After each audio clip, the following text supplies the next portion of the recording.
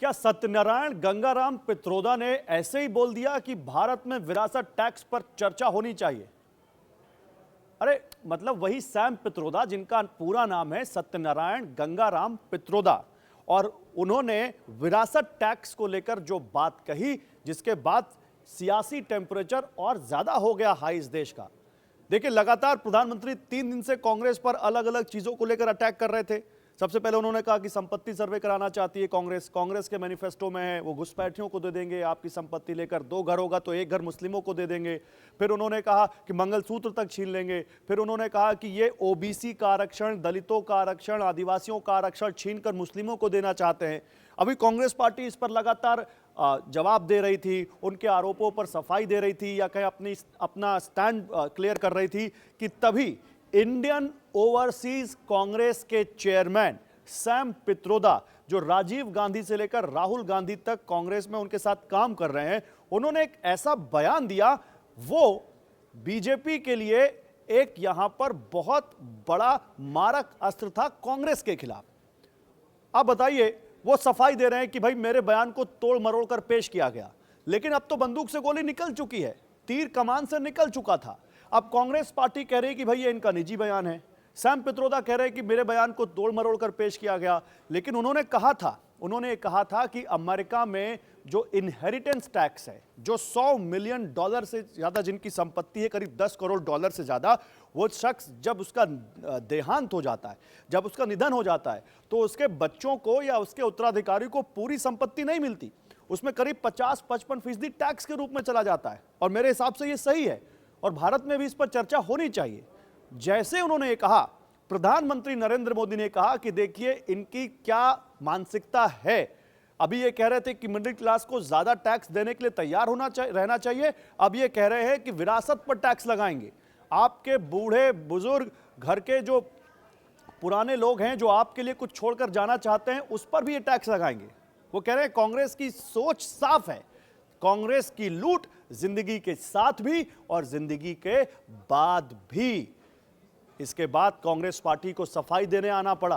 Congress party कह रही है कि प्रधानमंत्री भ्रम फैला रहे हैं। कांग्रेस पार्टी कह रही है कि ऐसा कुछ भी नहीं है। 1985 में राजीव गांधी की सरकार ने ही इस देश में विरासत टैक्स को खत्म किया था, और यह सही बात है, ऐसा हुआ था।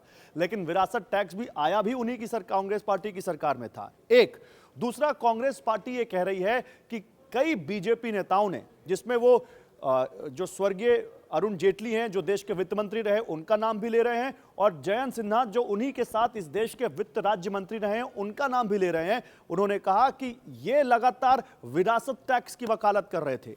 और दिसंबर 2013 का जयंत सिन्हा का एक बयान उन्होंने ट्वीट भी किया है, पोस्ट भी किया है, जिसमें 15 मिनट का, हालांकि वो पूरा वीडियो है, लेकिन उसमें अगर देखें तो वाकई जयंत सिन्हा ने कहा था कि अगर आप एक ऐसा समाज बनाना चाहते हैं जो सबको बराबरी के अवसर दे, तो हमें लेवल प्लेइंग फील्ड बनाना पड़ेगा और हमें रचनात्मक तरीके से सोचना होगा, जो कारोबारी माहौल की जरूरत है। इसलिए हमें स्टेट टैक्स, जिस इनहेरिटेंस या विरासत टैक्स की बात हो रही है, स्टेट टैक्स की जरूरत है, ताकि जिन कारोबारी परिवारों के पास काफी ज्यादा पैसा है, उनसे हम 50 से 55% ले सकें। अब देखिए, जयंत सिन्हा का ये वीडियो आ गया। अब बीजेपी नेता कह रहे हैं कि ये जयंत सिन्हा की निजी राय है, जबकि इसी बयान के बाद वो देश के वित्त राज्य मंत्री बने थे। सवाल यह है कि क्या पहले फेज की वोटिंग के बाद देश में चुनाव का नैरेटिव चेंज हो गया है?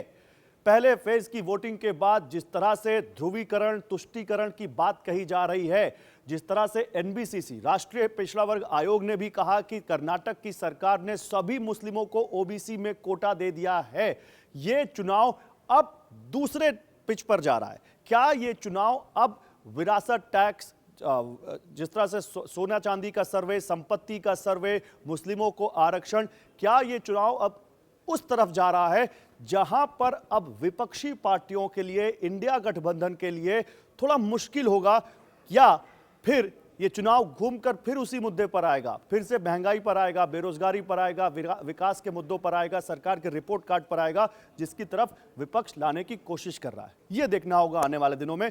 लेकिन एक बात तय है कि विरासत टैक्स की बात करके कांग्रेस पार्टी के लिए इंडियन ओवरसीज कांग्रेस के चेयरमैन सैम पित्रोदा ने, जिनका नाम है सत्यनारायण गंगाराम पित्रोदा, मुश्किल खड़ी की है और देखते हैं कि आने वाले दिनों में इसका क्या असर होता है।